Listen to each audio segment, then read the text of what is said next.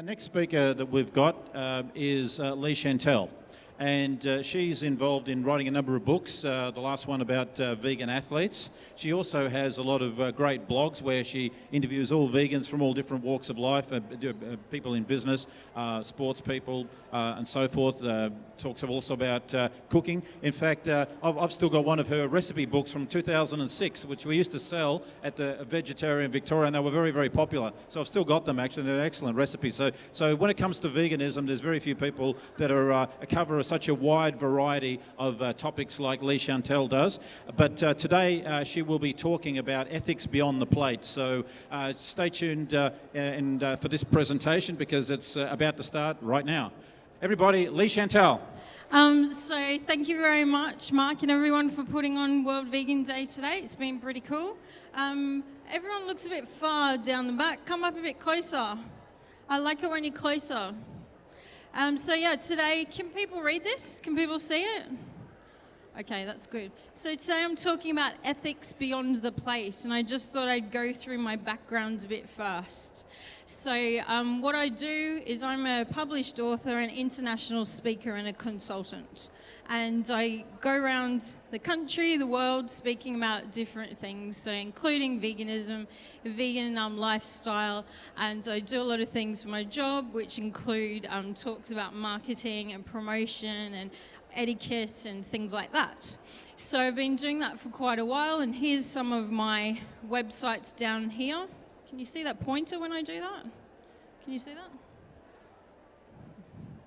Let's wing it. So my background in veganism is I became vegetarian in 1994, and I became vegetarian when I realized the link between the life that existed, me, and the death I was about to consume, which was a leg of lamb. And I made that connection and stopped eating red meat since then. That was when I was in year 10 at school. And I became vegetarian because I didn't want anyone to die. I didn't want anyone to get hurt just for me. And when I found out about the dairy and egg industries a couple of years after, when I finished school, I realized that these industries were really harming animals and, you know, fate worse than death in a lot of cases. So I went vegetarian because I didn't want to hurt anyone, and I went vegan after I found out about the dairy and egg industries because I didn't want anyone to get hurt in the name of those things either.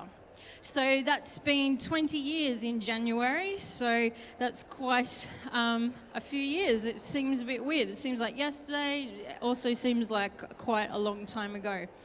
I run a website called viva-la-vegan.net, and that's been going online for over 10 years. And as Mark said, there's a lot of content on there. I've done a lot of interviews with a variety of people. There's a lot of recipes, there's a lot of blogs. And as Mark mentioned, it started just after I finished my naturopathy studies when I started releasing recipe calendars. And I did that in 2006, 7, and 8. And the website really grew organically, and a lot of people asked for certain things. So I thought, oh yeah, I'll put it online, and it just kept growing and growing. So that's been online for over 10 years, and there's heaps of content on there. There's podcasts, videos, interviews, recipes, so much stuff. And yeah, I've been talking about the vegan lifestyle for over 10 years as well. So I hope you enjoyed today's talk. And I've released a few books as well, some print books. My latest book is on vegan athletes, this one here that you can't really see the photo of. And some other books, and I've got a heap of ebooks also online. You can have a look at veganathletesbook.com for my latest book, and Billy Simmons at the Prana On store, he's selling the book today as well for $25, if there's any left. So today I wanted to talk about ethics and stuff that is beyond just food and diet. So if you have a look on an internet search and mainstream media search, a lot of people are just focusing on predominantly on health and weight loss terms. So I think also the mainstream media is focusing primarily on white, females and a particular thin females. And this is what people are seeing as what a vegan is. So today I'd just like us to all expand our thoughts a bit and think about something different and learn something new. So over the past 20 years that I've been vegan, there's been a lot of changes. It used to be very, very hard to be vegan, and you had to give up things. And I was just saying to someone before, I still have that scarcity mentality, like from 20 years ago when you went somewhere and you saw something that was vegan, a vegan cake, you had to buy it because you just never knew when you were going to get any more vegan cake. So I've still got that idea in my head, even though I'll probably get cake tomorrow as well. But, you know, it's a bit hard to get over that sort of idea. And back in the day, everyone knew what a vegan meant. So a lot of people nowadays are saying things online like, I'm vegan for the animals. And that used to be a given years ago. Nowadays, it's so easy to go vegan, and it's so easy to stay vegan. There's so many products, businesses, items, and stores that are vegan, and I hope that you support them if you can. So I've noticed over the past, say, 5 years, especially with the mainstream media, there's a lot more focus on terms that relate to eating or not eating certain foods. So, and in particular, say food terms, I'm sure a lot of you have heard, you know, high carb, low fat, raw vegan, paleo vegan, all those sort of terms. And there's a lot of focus on allergen specific diets. So I'm sure a lot of you have been to places and they just assume being vegan has something to do with not eating gluten. So everyone's a bit confused about what exactly a vegan is. So I want us today to just cover some things that beyond just food. So there's some words I'm going to mention that you may or may not know about. And if you don't know a word, I'd really like for you to go and research it and find out what it means. So some things I want to talk about are ethics, intersectionality, oppression, privilege, compassion, and effective communication. And I normally talk about this for an hour or two, so we're going to just try and get as much in as we can.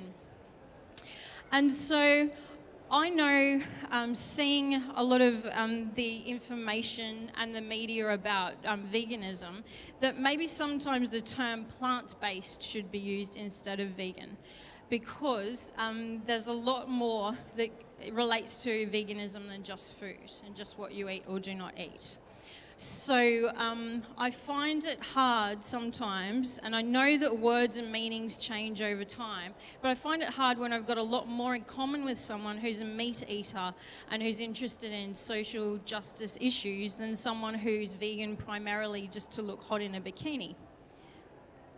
So in case you don't know, a vegan is someone who chooses not to consume any of these things. Hope you can read it.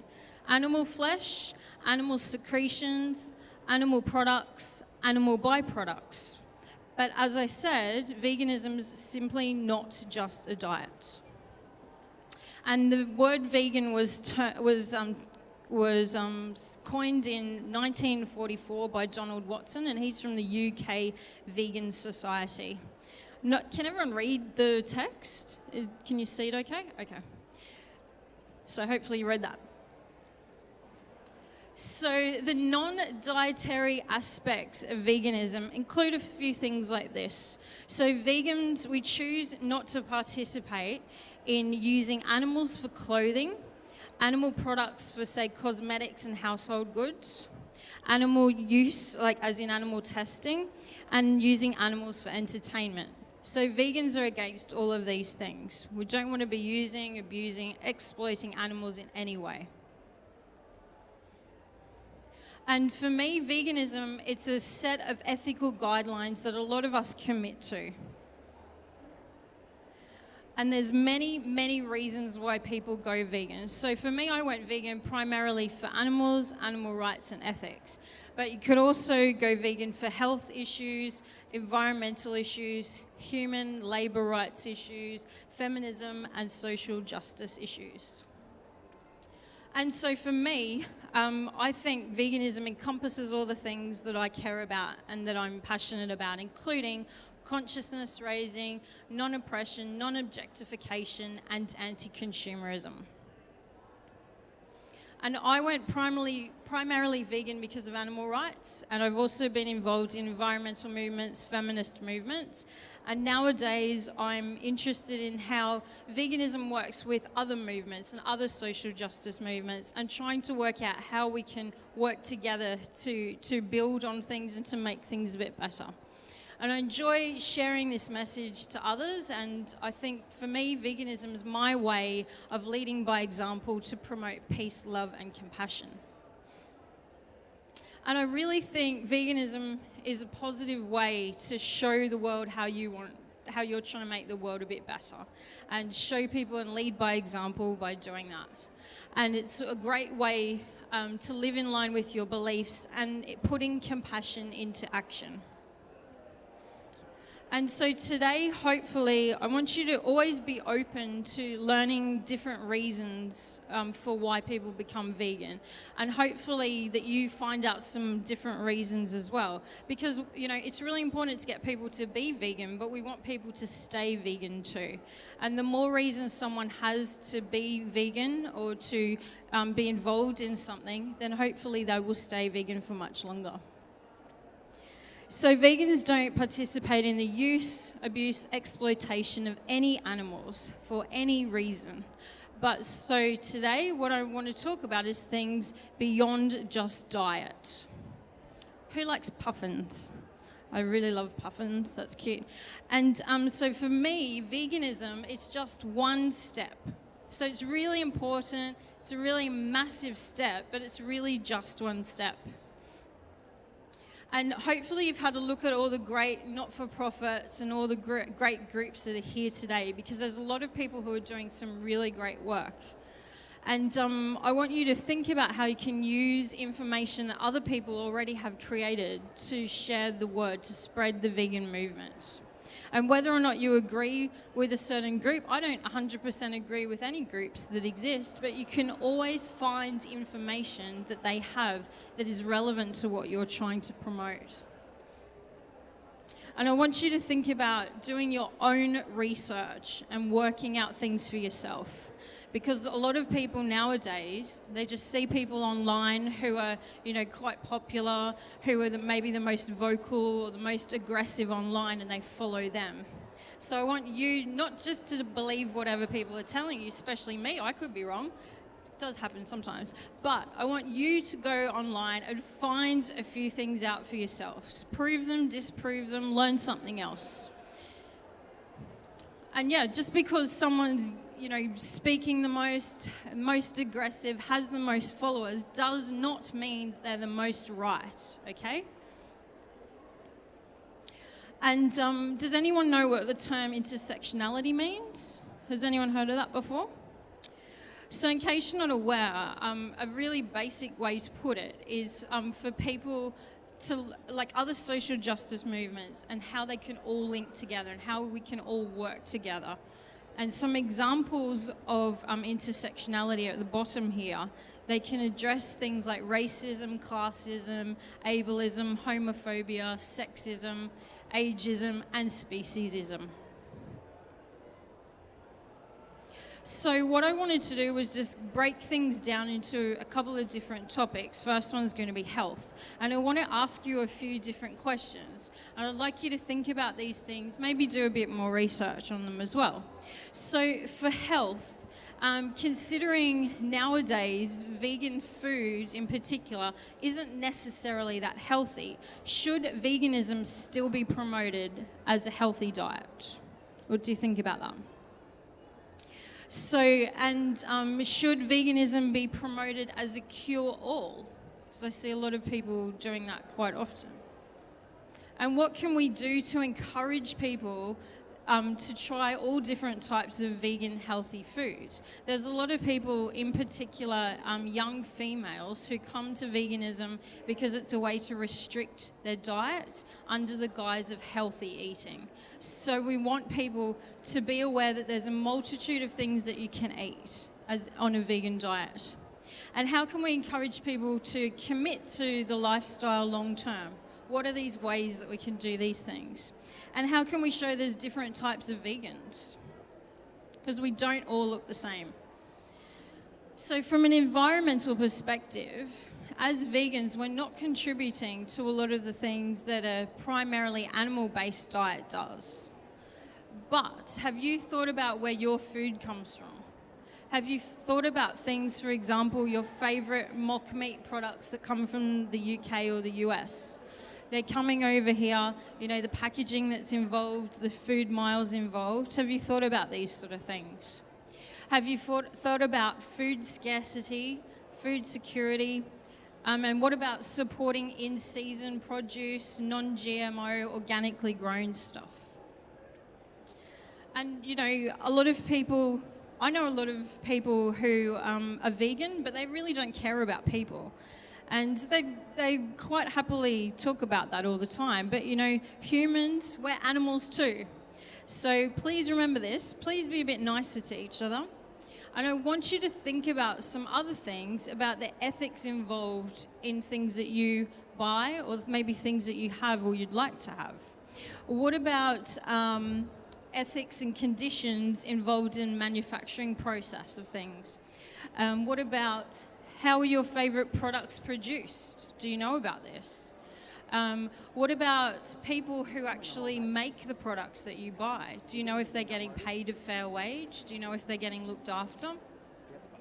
And do you think defending one type of female body is okay to the detriment of another, and while abusing another type of body?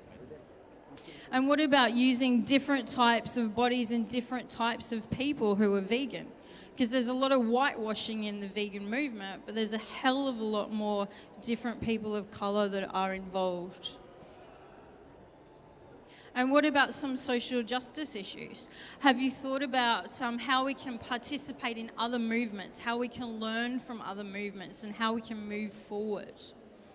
And for me, it's really important that you focus on how to promote veganism in the most inclusive way, so that everyone feels that they can be part of the movement, so that everyone feels that they can buy certain products or get involved in certain things. And that brings me to privilege. So that we have a lot of privileges that we really don't understand or can't really comprehend unless we get them taken away from us. So I'd like you just to think about, and in particular, when you're dealing with people, you know, outreach or even online, I want to think about the way that you deal with people and the way you treat people and interact with them. So you need to think about being mindful of others and exercising compassion. And I really hope that, you know, we all think we know the answers. We all think that our way is the best way of doing things, but it's not. It's really not. And we need to always be trying to learn from other people. And here's a quote at the bottom that I think is really important. We all have choices, but some people have much better choices than others. So please think about that in relation to the way you're trying to promote veganism. And keep in mind, here's a few things here. Some people cannot choose to not eat particular foods. Some people can't afford to buy new vegan clothes, vegan shoes, things like this. Some people can't access transportation to get to events, to get to new restaurants, to get to things like that. Some people are not mentally or physically able to do certain things. A lot of, say, activists think that, you know, going to protest is the best form of activism you can do. But some people just mentally are not able to do that, physically can't go to those things. That doesn't mean they're less of an activist than someone else. They have other skills and other ways they can be active. You know, some people don't feel comfortable around other people from another sex, for example. And some people don't feel they belong in certain areas because they don't see someone that looks like them. And some people don't even feel as though their opinion is valid or that they can speak up. So I really want you to think about these sort of things. And one of the things I want to mention that I find very important is about people of color, and in particular black vegans. We use black vegans in particular and other minority groups as props in our discussions and trying to get the vegan message out. And I don't think that that's good enough, you know. We can still be respectful and we can still say certain things, but I don't think we should be using and commodifying one type of person just to further the vegan and the animal rights agenda.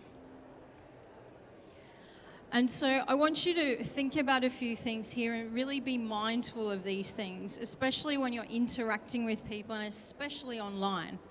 So what sort of language do you use when you're promoting veganism? Is it positive or negative, encouraging or discouraging? Is it empathetic or is it judgmental? Is it preaching or is it teaching? What sort of language do you use when you're talking about other cultures and other things that they do? You know, I've noticed a lot of racist language online, in particular in regards to China, dog meat, Middle Eastern live export trade, and Japan and dolphins and whaling. So you have to be really, really aware of these things. Don't fall into these traps. What about trigger words that you use? Certain words may really upset someone because of what's happened to them in the past. Some of those examples would be like slave, rape, concentration camp. They're really heavily loaded words that really might cause harm to someone. And what about giving health advice? And unsolicited in particular, if someone says they're sick or if someone is disabled, giving them advice that you can cure them by being vegan. Now, all of these things I've seen online quite a few times, and I'd like for you, next time you're engaging with people online, maybe you see this sort of behaviour, maybe call someone out and say, that's not the best way to handle the situation. And as I was saying before, being vegan is great, but staying vegan is really important. And just because I think something's important doesn't mean other people think it's important. And there's a guy called Nick Cooney who's written some great books, including How to Be Great at Doing Good, is his latest one. And there's a group called Humane League Labs that do a lot of research on advocacy, animal rights, what works and what does not work. So I suggest you check those out if you've not heard of them. And they've found that the most effective way of getting people to eat less meat is about animal welfare. So not animal rights. I care about animal rights and, you know, animals and ethics, but sometimes when you're speaking to other people, you want to see what they care about the most. Oops. So going forward, if you want to be promoting veganism, find out what people care about the most. How can you plant these seeds of compassion to get someone else to change, to get someone else to think about something different? Vegans, we're still 1 to 2% of the community. We've still got a long way to go. We've still got a lot of work to do, and that 1 to 2% hasn't changed for 20 years. And so work out what you're most passionate about, the things that you can communicate the best, and focus on these ideas. I want us to all learn from other movements, and I think like the LGBTQI community is a really good example because there's a lot of allies, there's a lot of people who support what they do, whether or not they're lesbian or gay, and how do we get other people to be allies to the vegan movement, animal rights movement? How do we get those things to happen? And I want us all to learn from each other, to be more compassionate, and to realize that all systems of oppression need to be changed. And I want you to be nice online. I want you to be kind to each other. I want you to be mindful of the language you're using. And yeah, you can still disagree with someone online. Doesn't mean you have to be mean or call names. And, you know, as much as it's annoying at times, if someone sees you and you're the only vegan they know and you're acting in a certain way, they might stop being vegan, or they might not care about veganism because of what you're communicating to them. Here's my top 10 tips for online etiquette. Hope you can read that, or you want to take a photo or something. The top one would be act, don't react. So can you read it? Yeah? Act, don't react. Keep private matters private. Use correct spelling, grammar, and punctuation. Be mindful of what you share. Be conscious of who will read your posts. Be kind. Keep passwords secret. And if you see someone being mean online, please report it. Report cyberbullying. If you use something someone's created, please credit them. No one seems to care about this anymore, but it's very important. And everything you do online, take responsibility for it. So here's a couple bits of advice from me. Do your own research, investigate and learn some more. So some of the things I've mentioned today, please go and find out some more information about them. Focus on the things that connect us. There's so many things we have in common with each other. Try not to think about all the other things we don't have in common. And just remember, we're all made up of the same things, but we're not all the same. Everyone does things in a different way than each other. And my 20 years of being vegan, the best tip I can give you is to lead by example and be consistent. And I think it's really that simple. And it becomes easier the more you do it. Lead by example and be consistent. And I really want you to be the best version of yourself and the best vegan you can be, and start right now. So focus on encouragement, focus on educating and planting seeds, remember compassion, and remember kindness. And here's the ways you can connect with me online. My Viva la Vegan website here, and all the different social media channels, including Instagram now, and my leighchantelle.com website and all the social media channels. And I hope you've all learned something new today. I hope you've got something out of that. If you have any questions, come and speak to me afterwards or find me online, and enjoy the rest of the day. Thank you.